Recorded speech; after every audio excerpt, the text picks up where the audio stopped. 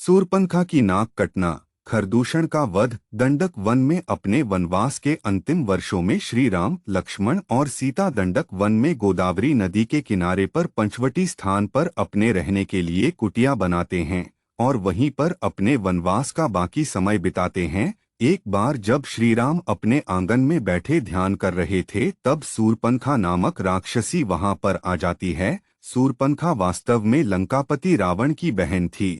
सूर्पनखा ध्यान में बैठे श्री राम के सुंदर स्वरूप को देखकर उन पर मोहित हो जाती हैं। वह एक सुंदर रूपवती नारी का रूप धारण करके श्री राम के पास पहुंचकर उनसे विवाह का प्रस्ताव रखती है।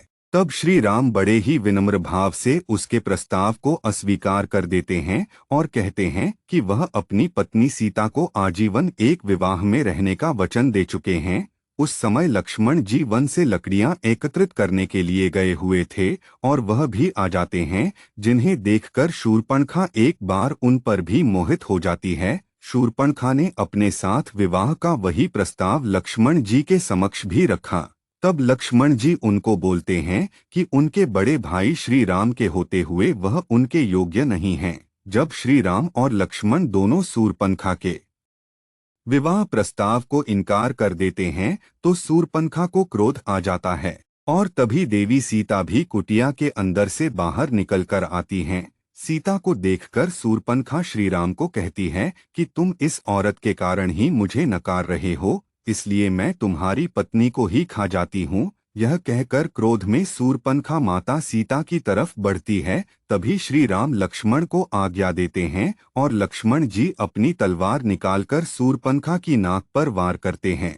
लक्ष्मण जी के तलवार के वार से शूर्पणखा की नाक कट जाती है और वह रोते हुए वहां से चली जाती है। अपने कटी हुई नाक को लेकर शूर्पणखा अपने भाई और दंडक वन के उस समय के असुर राजा खर के पास पहुंचती है। अपने भाई खर और दूषण के पास पहुंचकर शूर्पणखा न्याय की दुहाई देते हुए रोने लगती है। अपनी बहन को रोता हुआ देखकर राजा कर पूछते हैं कि उसकी यह दशा किसने की है। तब शूर्पणखा रोते हुए खर को बताती है कि श्री राम और लक्ष्मण नाम के दो युवक गोदावरी नदी के किनारे अपनी कुटिया बनाकर वहां पर रहने आए हैं। उन्होंने मुझे अकेली पाकर मेरा अपमान करने की कोशिश की, इसलिए आप वहां जाकर उन दोनों से मेरे अपमान का बदला लीजिए। उनके साथ एक सुंदर नारी भी है जो कि राम की पत्नी है।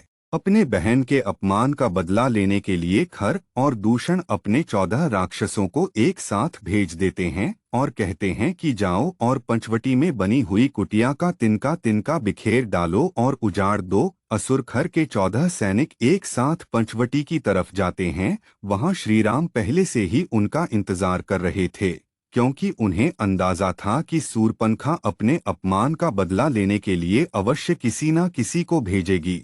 14 असुर एक कतार में उनके सामने आकर बोले कि दंडक वन के राजा खर ने का आदेश दिया है कि तुम दोनों भाई हमारे राजा की शरण में खुद को समर्पित कर दो तथा तुम्हारे साथ जो सुंदर औरत है उसे हमारे राजा की सेवा में उपस्थित करो। उनके यह बातें सुनकर श्री राम ने अपने धनुष पर एक बाण साधकर उनकी तरफ छोड़ा और एक ही बाण से उन सभी असुरों का सर धड़ से अलग हो गया, जिसे देखकर शूर्पणखा चौंक गई और फिर अपने भाई खर दूषण के दरबार में आ पहुंची और बोली, रक्षा कीजिए भैया, रक्षा कीजिए। आपके भेजे हुए 14 असुरों को उस राम ने अपने की बाण से मार डाला।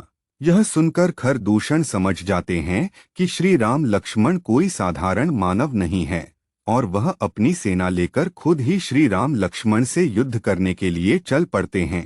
पंचवटी पहुंचने के बाद खर दूषण श्री राम लक्ष्मण को ललकारते हैं। कुछ समय तक युद्ध होने के पश्चात ऋषि अगस्त प्रकट होते हैं और श्री राम को बोलते हैं कि खर दूषण परम मायावी राक्षस है, इसलिए आप अपने दिव्यास्त्रों में से मनमोहिनी अस्त्र का उपयोग कीजिए। तब श्री राम मनमोहिनी अस्त्र खर दूषण की ओर चला देते हैं, जिसके प्रभाव से खर दूषण की सेना मोहित होकर आपस में ही लड़कर नष्ट हो जाती है और आखिर में श्री राम अपने दिव्यास्त्र के द्वारा दंडक वन के राजा खर का वध कर देते हैं।